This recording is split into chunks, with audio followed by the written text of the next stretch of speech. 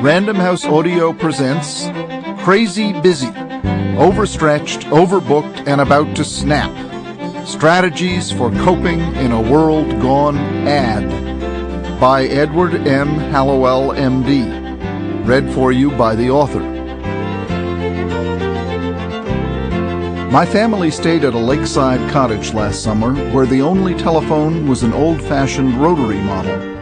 The cottage was so remote that there was no cell phone service, just the stolid black telephone sitting atop a tattered phone book on an end table next to a worn-out peach-colored couch. I remember the first time I dialed that phone. It was morning. I'd gone out for a wake-me-up swim, poured myself a cup of coffee, and was sitting on the couch to call a friend to see if he and his kids might like to join my wife, my kids, and me that night at a minor league baseball game. There was no urgency to this call, no need for me to hurry. Yet, as I started to dial, impatience flared within me, because on this phone I had to wait for the rotor to wind its way back to the starting point after each number. It was so slow. In addition, it made an irritating screeching sound as it retraced its cycle, like a metal drawer stuck on its runners.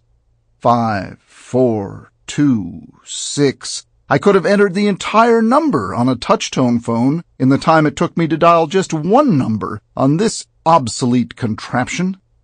Not to mention how much faster I could have done it with speed dial had I been able to use my cell phone. By the time I had cranked out the entire number, I was in a snit. How could anyone still own such a slow phone? As the phone rang, I fumed.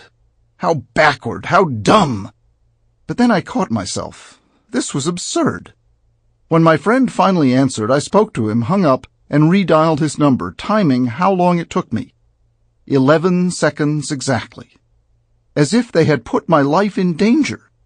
Those 11 slow seconds had annoyed me beyond reason. What a fool I had become. What a modern man. I felt embarrassed at my automatic impatience. I had become a man in a hurry, even when I had no need to hurry. As the vacation moved along, I changed. I made friends with that old rotary phone. I began to appreciate what it could teach me. The sound it made started to sound less like a stuck drawer, and more like an old windmill still stoutly doing its work after all these years. I came to think of it as a wise counsel, ensconced on its end table like a Buddha, cautioning me to take my time and enjoy, while they lasted, the summer, the childhood of my kids, the ripening of my marriage, and these best years of my life. Without intending for it to happen or knowing how it got started, many people now find that they live in a rush they don't want and didn't create, or at least didn't mean to create. If you feel busier now than you've ever been before, and if you wonder if you can keep up this pace much longer, don't feel alone. Most of us feel slightly bewildered, realizing we have more to do than ever, with less time to do it. Look at what's happened to the usual "how are you" exchange. It used to go like this. How are you? Fine. Now it often goes like this. How are you? Busy. Or too busy. Or even crazy busy.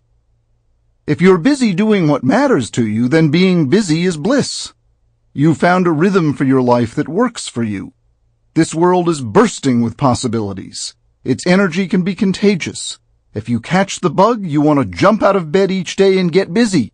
Not because you are run ragged by details, or because you are keeping the wolf from your door, but because you are in love with this fast life. At its best, modern life dazzles us, giving us a chance to get more done in a minute than we used to get done in a month. But if being busy keeps you from doing what matters most to you, or if it leads you to do things you deem unwise, like getting angry at a rotary telephone, then being busy is a problem. This discussion is about both the problem and the opportunity, where this peculiar life comes from, and how to turn it to your advantage. In order to make this crazy world work for you, and not against you, you must decide what matters to you and to focus your attention on that. In days gone by, this was not nearly as difficult as it is today. That's because the selection was not nearly as broad, and the thieves of time, attention, and mental energy were not nearly as common or as clever as they are today. Today, these thieves have never had it so good. If you're not wise to their tricks, it is likely that they will run you faster and faster as they steal more and more of your time, attention, and energy, leaving you less and less for what you want to do. Being too busy, which can seem necessary and unavoidable, can become a habit so entrenched that it leads you to postpone or cut short what really matters to you, making you a slave to a lifestyle you don't like but can't escape. You can be so busy that you don't even take the time to decide what actually does matter most to you, let alone make the time to do it. Others created this lifestyle. It looked like the only way to go, the way of the future. What were you supposed to do, be a Luddite and refuse to buy a cell phone or a BlackBerry? Not go wireless? Refuse to enroll your kids in soccer, violin, and SAT tutoring? Refuse to take on the added debt of the extra week of vacation your spouse and kids were counting on? Have simple birthday parties the way they used to in the 1950s and 1960s? Figure out a way to live with just one car or just two? Say no to braces for your daughter? Let your yard go to seed? Refuse to give your time to the cancer foundation your friend is heading up? Refuse to do the extra work your boss asks you to do because half your staff got laid off? What if you're next? Unaware of the hidden consequences, and without making a conscious decision to do so, soon you found that you and your family had joined right in. It happened slowly, over the past 5 to 10 years. Had you known then what you know now, you might have done things differently. It reminds me of the story of frogs in water. If you put a frog in a pot of boiling water, he will try to jump out. But if you put a frog in a pot of cold water and heat it up slowly, you'll end up with a boiled frog. Someone turned up the burner on us in the mid-1990s. We're not boiled yet, but we're definitely feeling the heat. Before the water boils, it might be a good idea to jump out. Not jump out of modern life and head off to Walden Pond, though even there it swarms with busy tourists, but adjust the temperature yourself, instead of letting some diabolical chef set it for you. The greatest damage from being too busy is that it prevents people from setting their own temperature, controlling their own lives. It does other harm as well, like increasing toxic stress, making people sick, causing accidents and errors, turning otherwise polite people rude, and reducing the general level of happiness in the population. But the greatest damage it does is that it keeps a person from what's most important. Being too busy is a persistent and pestering problem, one that is leading tens of millions of Americans to feel as if they were living in a swarm of gnats, constantly taking bites out of their lives.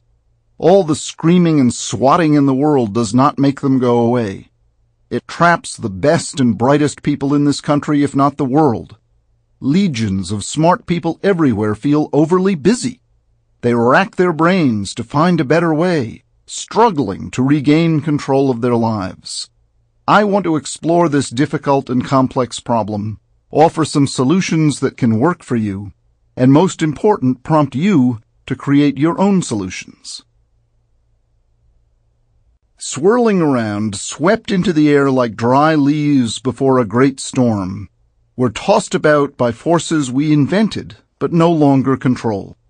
The wind rules, picking us up and taking us where it blows. Busy, fast, wired, going who knows where. Welcome to our attention deficit world.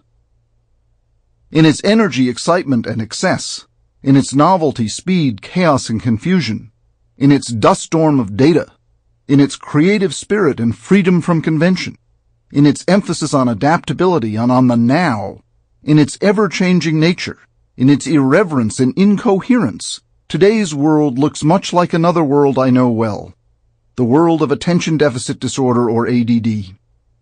ADD is a medical condition I've specialized in diagnosing and treating for the past 25 years.